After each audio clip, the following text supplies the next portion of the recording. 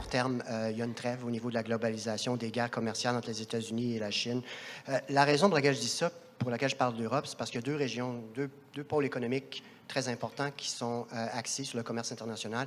Le premier, c'est l'Asie émergente, 30 des flux de commerce internationaux, suivi de la zone euro, 25.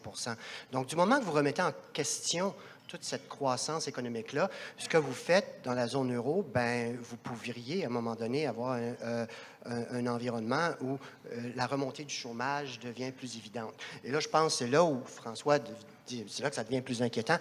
Présentement, nous ne pouvons pas nous permettre une augmentation du taux de chômage qui ne ferait qu'exacerber la montée du populisme. Donc, la raison pour laquelle, donc, il y a peut-être un optimisme là. Moi, je pense que les banques centrales risquent en 2009 d'être beaucoup plus mollo au niveau des hausses de taux, au niveau planétaire, pour éviter cet environnement-là. C'est comme, il y a un nouveau rôle à jouer au niveau des banques centrales et on tolérera peut-être un petit peu plus d'inflation s'il le faut, mais il faut absolument endiguer ou prévenir une montée du populisme via une remontée du taux de chômage.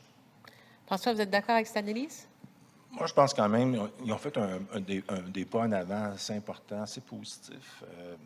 L'endettement global a diminué. Bon, c'est une région où il y a beaucoup de pays. Il y aura toujours des canards boiteux. Présentement, on voit que c'est le cas d'Italie.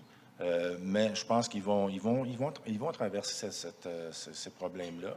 Le problème, on revient toujours aux mêmes choses, c'est s'il y avait une escalade au niveau mondial des tensions commerciales.